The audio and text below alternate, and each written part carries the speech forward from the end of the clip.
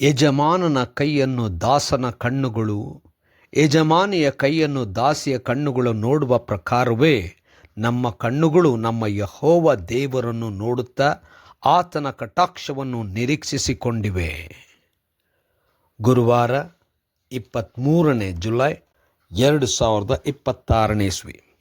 ಈ ದಿನದ ವಾಕ್ಯ ಧ್ಯಾನಕ್ಕಾಗಿ ನಾನು ಆರಿಸಿಕೊಂಡಂಥ ವೇದ ಭಾಗವು ಪೇತ್ರನು ಬರೆದ ಮೊದಲನೇ ಪತ್ರಿಕೆ 5ನೇ ಅಧ್ಯಾಯದ 2ನೇ ವಚನ.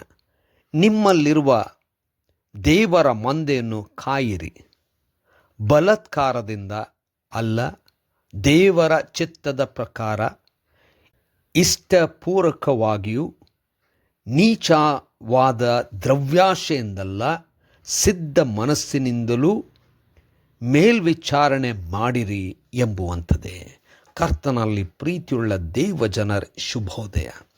ದೇವರು ತನ್ನ ಸೇವಕರನ್ನು ಮಂದೆಯನ್ನು ಕಾಯುವುದಕ್ಕೆ ನೇಮಿಸುವಾಗ ಇಷ್ಟಪೂರ್ವಕವಾಗಿಯೂ ಮತ್ತು ಸಿದ್ಧ ಮನಸ್ಸಿನಿಂದಲೂ ಕಾಯುವಂತೆ ಕರೆದಿದ್ದಾನೆ. ದೇವರ ನಾಮಕ್ಕೆ ಸ್ತೋತ್ರವಾಗಲಿ. ಕರ್ತನಲ್ಲಿ ಪ್ರಿಯರೇ, ಈ ವಾಕ್ಯ ಧ್ಯಾನ ಮಾಡೋಣ.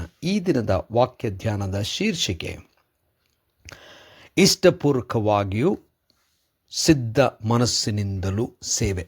ಕರ್ತನಲ್ಲಿ ಪ್ರಿಯರೇ, ಪೇತ್ರನು ದೇವರಿಂದ ವಿಶೇಷವಾದಂಥ ಕರೆ, ಅಂದರೆ ನೀನು ಬಂಡೆ, ನಿನ್ನ ಮೇಲೆ ಸಭೆಯನ್ನು ಕಟ್ಟುತ್ತೇನೆ ಎಂಬುದಾಗಿ ಯೇಸು ಸ್ವಾಮಿ ಪೇತ್ರನನ್ನು ಕರೆದಿದ್ದನು, ಸಭೆ ಕಟ್ಟುತ್ತಿದ್ದನು.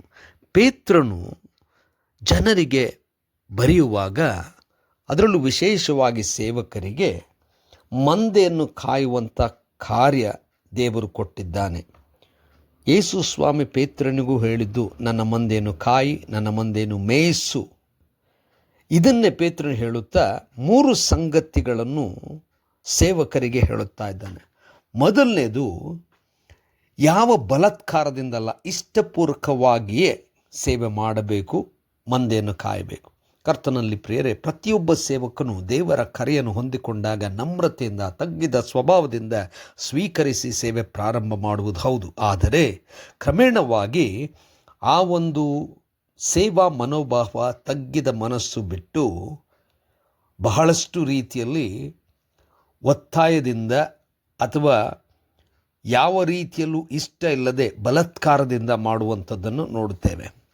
ಎರಡನೇದು, ಬಹಳ ಪ್ರಮುಖವಾಗಿ ಪೇತ್ರನು ಹೇಳುವಂಥದ್ದೇನೆಂದರೆ, ನೀಚವಾದ ದ್ರವ್ಯಾಶೆಯಿಂದಲ್ಲ.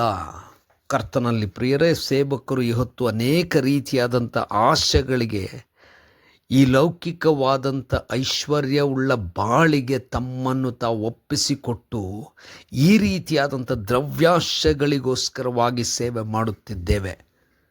ಇದನ್ನು ಬಿಟ್ಟು ನಾವು ಯಥಾರ್ಥವಾಗಿ ನಾವು ಸಿದ್ಧ ಮನಸ್ಸಿನಿಂದ ಸೇವೆ ಮಾಡುವಂಥವರಾಗಬೇಕು. ಮೂರನೇದು, ಪೇತ್ರನು ಹೇಳುವಂಥದ್ದು ಮುಂದಿನ ವಚನದಲ್ಲಿ, ಮಾದರಿಯಾಗಿರಬೇಕೆಂಬುದಾಗಿ. ದೇವರ ಸೇವೆಗೆ ಕರೆಯಲ್ಪಟ್ಟಂಥವರು ಯಾವ ರೀತಿಯಲ್ಲೂ ಸಭೆಗಳ ಮೇಲೆ ದೊರೆತನ ಮಾಡುವವರಂತಲ್ಲ, ಬದಲಾಗಿ ಮಾದರಿಯಾಗಿ. ಕರ್ತನಲ್ಲಿ ಪ್ರಿಯರೇ, ನಾವುಗಳು ಇತರರಿಗೆ ಮಾದರಿಯಾಗಿ ತೋರಿಸ್ಬೇಕು. ಯೇಸು ನಮಗೆ ಮಾದರಿಯಾಗಿದ್ದ, ನಾವು ಇತರರಿಗೆ ಮಾದರಿಯಾಗಬೇಕು. ಕರ್ತನೇ, ದಯಮಯ ಸ್ವಾಮಿ, ನಿನ್ನ ಸೇವೆ ಮಾಡಲು ನಮ್ಮಲ್ಲಿ ಸಿದ್ಧ ಮನಸ್ಸು ಹುಟ್ಟಿಸು. ಯೇಸುವಿನ ನಾಮದಲ್ಲಿ ಪ್ರಾರ್ಥನೆ ಬೇಡಿದೆವು ತಂದೆಯೇ, ಆಮೆನ್.